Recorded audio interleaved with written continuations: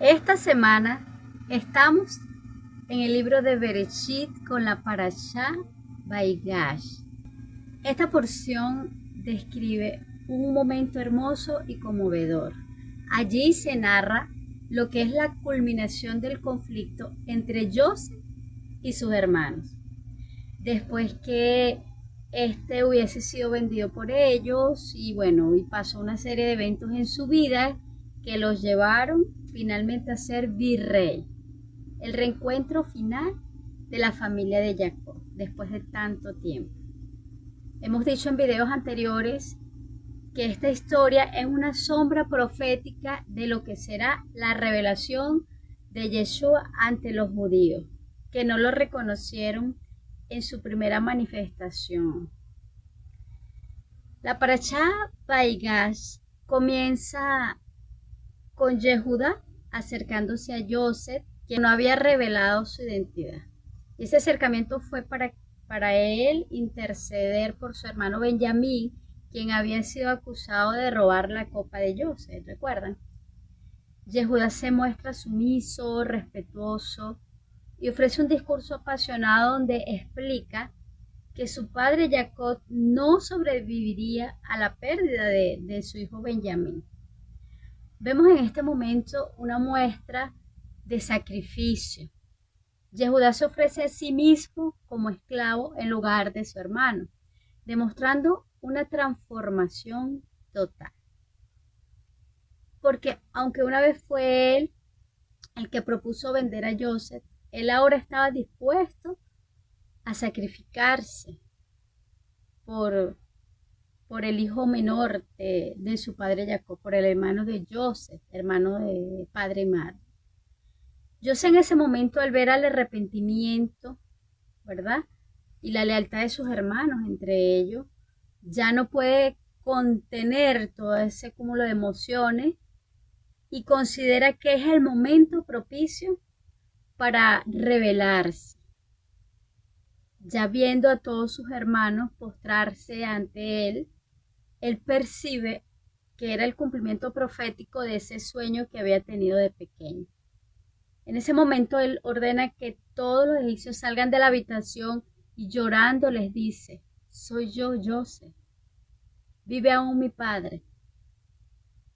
Vemos entonces la hermosa reconciliación entre estos hermanos. Los hermanos evidentemente quedan paralizados, quedan atónitos, asustados, pero Joseph los consuela y les dice que no se culpen, pues fue el plan de Dios enviarme aquí con tanta anticipación para de alguna manera salvar a la familia de la hambruna que vendría. Joseph envía a sus hermanos de regreso a Canaán con carros, regalos, provisiones, para que trajeran a su padre y al resto de la familia a Egipto. Al recibir la noticia de que Joseph vive, el espíritu de Jacob, dice la Torá, que revive después de tantos años de angustia, dolor, sufrimiento. Dice el Midrash que al principio él dudó, ¿sí?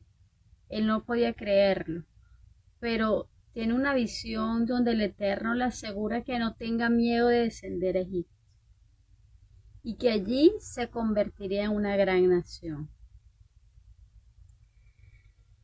Dice la narrativa que Jacob llega a Egipto y se abraza con su hijo después de 22 años de separación.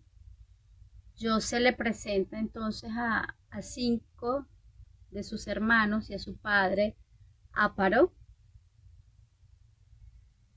Y debido a que todos estos eran pastores, profesión que los oficios menospreciaban, el faraón entonces les permite vivir en toda la región de Goshen, porque era una tierra fértil donde ellos podían vivir de alguna manera apartado de las principales ciudades y de todas esas prácticas y costumbres egipcias, y de alguna manera mantener su identidad, su pureza. Mientras la hambruna continúa, la parashá describe cómo José gestiona la crisis. Llega un momento que aún los egipcios agotan su dinero, su ganado para poder comprar grano y terminan vendiendo sus tierras a Faraón a cambio de comida.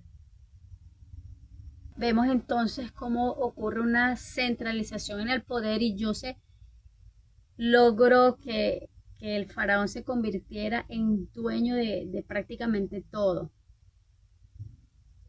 Inclusive lograron establecer impuestos sobre muchas cosas, ¿no? Fortaleciendo a Egipto como una gran potencia en la época. Uno de los temas que quiero enfatizar y en lo que debemos reflexionar siempre es en la teshuva, el arrepentimiento. El cambio de Yehudá muestra que el ser humano tiene la capacidad de rectificar errores del pasado, porque al momento que José se revela, que por cierto no es un momento que ocurre al azar, sino cuando Yehudá muestra que ha cambiado, porque como dijimos, años atrás él era el arquitecto de lo que le ocurrió a José y él está ahorita dispuesto a perder su propia libertad para salvar a Benjamín. Y era algo genuino, era real. Y no hay más muestra de amor que un hermano ponga la vida por otro. Y así, un creyente no se mide por no cometer errores, sino por cómo reacciona cuando la vida lo pone en una situación similar a la de su error del pasado. Y de esta manera tiene la oportunidad de actuar diferente. Si antes respondiste con egoísmo y hoy respondes con sacrificio, has alcanzado una verdadera rectificación, una teshuvá. Y así debemos examinar nosotros nuestras vidas. ¿En qué área de nuestra vida Dios está permitiendo que se repita un escenario difícil tal vez? Pero es para que demuestres que no eres la misma persona. A veces no entendemos por qué pasamos por una y otra situación similar. Y ese es el reto.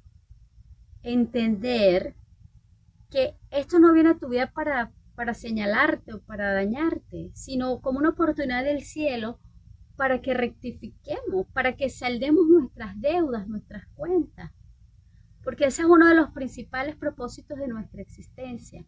Hacer techubá, hacer tikkun, rectificar, ¿sí? Traer luz al mundo, traer luz a nuestra alma. Por otro lado, vemos que una de las frases de Joseph fue: no fueron ustedes los que me enviaron, sino el Creador. En este punto vemos la providencia divina, la idea que incluso los eventos negativos pueden ser parte de un plan mayor, para un bien superior. Joseph tenía todos los derechos para ser un hombre amargado, vengativo, y hemos hablado otras veces de esto. Pero él eligió no ser víctima. Él entendió que los hermanos fueron enviados de la providencia de Dios. Miren, el perdón profundo nace de entender que las personas son solo herramientas o canales, pero a la final el que orquesta todo, el director de toda la obra es Hashem. Cuando nosotros dejamos de culpar a todos los demás por los procesos difíciles que tal vez tenemos que enfrentar, hemos tomado el control de nuestras vidas. No podemos vivir anclados en el pasado, ni recordarlo como una serie de tragedias, sino ver todo lo que hemos vivido como una preparación estratégica para esa misión que solo tú puedes cumplir. Cada uno tiene una misión personal, particular, y lo que ha vivido es parte de ese proceso de preparación. Entonces, no nos preguntemos por qué nos pasa esto, sino para qué me preparó Dios con esto que me ha permitido vivir. ¿Qué tengo que aprender? Por otro lado, vemos que es importante mantener la identidad. José instala a su familia en Goshen, una zona que estaba separada de todo el centro cultural de Egipto. Y a pesar de que él era el segundo al mando del imperio más poderoso consolidado en esa época, él sabía que su familia necesitaba un espacio propio. ¿Para qué? Para no asimilarse, para no perder la conexión con Dios. Entonces, en un mundo que siempre nos empuja, nos impulsa a seguir las tendencias, los valores y las costumbres ajenas a nuestra fe, nosotros debemos construir nuestro propio Goshen. Nosotros debemos aprender a poner límites claros, límites de tiempo, donde reservemos momentos para lo que es la oración, para el estudio de la Torá, para compartir en familia, donde el mundo exterior no impacte sobre nosotros. Debemos aprender a poner límites éticos, donde no comprometamos nuestros valores para encajar en el entorno, en el sistema, para encajar de pronto en el éxito profesional que ofrece el mundo. Yo se lo logro. Nosotros tenemos que establecer un espacio sagrado en lo físico, que nos proteja, que nos guarde de todas esas influencias externas, que siempre van a tratar de debilitar nuestra fe. Cuando se revela a sus hermanos, él muestra también lo que es la vulnerabilidad. Rompe el llanto.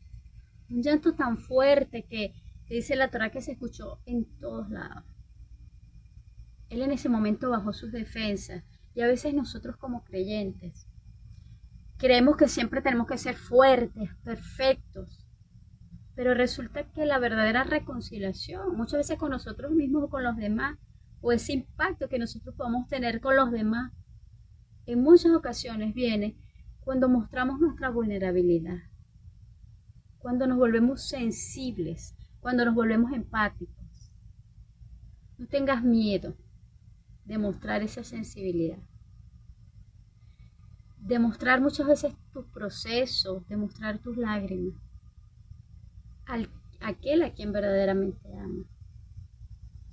La sanidad familiar muchas veces comienza cuando alguien se atreve a decir: yo también he sufrido, yo también te extraño, yo también te amo, eres importante para mí. Y dejamos el orgullo, y dejamos la arrogancia, dejamos la altivez. José no se sintió superior, ni en ese momento les restregó en cara. Así los quería ver, postrados ante mí, como en ese sueño donde se burlaron. No les dijo: me vendieron y ahora mire dónde estoy. Para nada.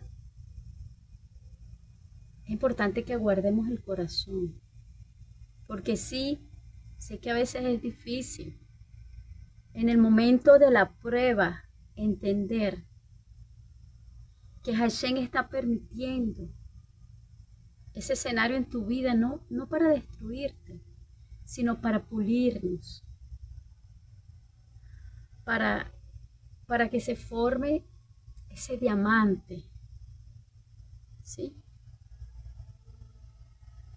No es fácil, es cierto, pero si mantienes la mirada en el Creador, puedes resistir todo aquello que está preparado para tu vida y que es necesario. Miren, el perdón es una decisión que libera, que reconcilia, que sana, que eleva. Y eso lo vemos en esta porción. Así que la segula y la virtud maravillosa que en esta parasha nos ayude a estar preparados para ese momento. Shalom y bendiciones para todos.